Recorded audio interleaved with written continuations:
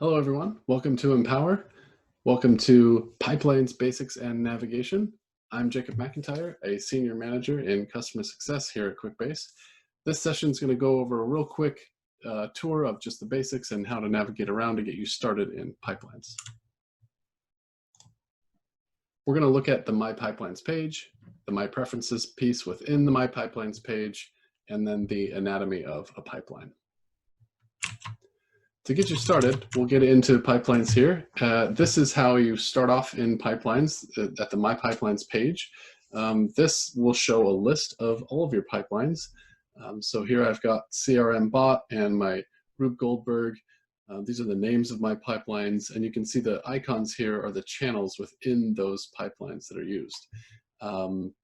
Every single channel that's used will show up with a different icon, and you can look over here and see whether or not you want to turn it on or off or run the pipeline that's scheduled.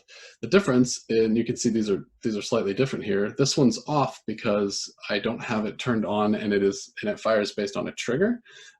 This one down here, I can tell that this is actually run on a schedule, and so I can choose to manually run it from this dashboard. So you can go here and decide when you want to run a scheduled pipeline. From if it's not a scheduled pipeline, but it's one that fires off of a trigger, you don't get that schedule an option. So from this little menu here, you can edit and go directly into a pipeline. You can name it, rename it. You can duplicate this pipeline as a whole, or you can do some importing, exporting via YAML. So the YAML script is basically just what pipelines uses in the background to define an entire pipeline with all of its channels and everything. So this can be used to make the pipeline basically portable. You can give this to someone else to use. And you can also optionally give it a little bit more of a description there. And then, of course, the last thing in the list is you can delete a pipeline. So this is your list of pipelines. Over here, you have your support and resources, and your help file actually takes you to a very specific pipelines help file as separate from our normal QuickBase help. So here's all of the different spots you can, different pipelines help that you can get from that text file. You can also get a link here to our release notes or to adding tickets to your customer support to contact our care. For any additional help you might need. The activity log here ends up showing what's gone on in the recent past. So if I had a bunch of these, it would show up in a list that what was the last thing that happened. And I haven't had much interaction here, you can see, but I can go in and actually look at the very specific activity within each pipeline and get a list of actually exactly what happened and when it happened. So that's the overall view of the My Pipelines page. I'll take you up here to My Preferences next, just to kind of walk through that really quick. Under your name and preferences, this is a spot where you can see all of the different channels that have been linked to your account. You can reconnect them, rename them, and if there is settings that you want to adjust for each one of these, you can do so. So you can see here, I ended up renaming my form stack to test account, and so the name shows up here. So perhaps you have multiple connections to a single channel. You would come in here and want to name them appropriately.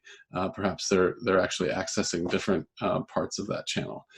Within billing, I'm in our team realm internally here. So obviously this is going to look different for you because we've got our internal limits unlimited here, and then if you were to see any step runs, and we'll talk about what step runs are in a little bit, the usage of the pipelines, you would actually see a graph here.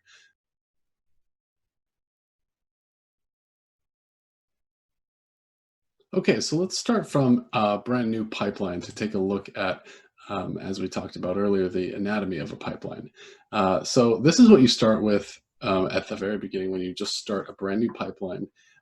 And these over here are your channels, and this is the connected systems, including QuickBase, that you can push and pull information to and from. So these are your channels.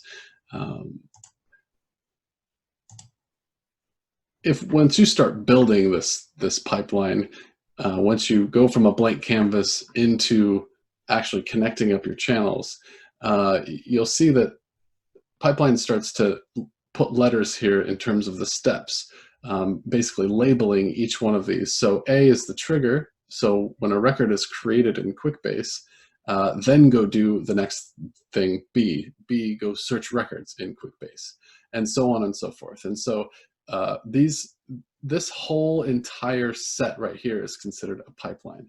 It's this overall set of steps that QuickBase will go through is a pipeline. These, as I said, are channels, and these are all the different channels that have been enabled on your account. Each one of these is considered a step. Each one of these, A, B, and C, is considered a step. And when you hear the term step run, that's when one of those actually runs. And as you can see, you could build logic in here.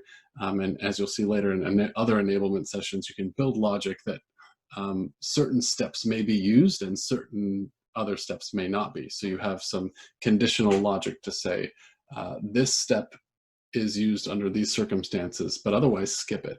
So each step does not necessarily fire off step runs based on the logic that you provide. Okay, that's a quick overview of the terminology and the basics of pipelines. Hopefully see you in some other sessions.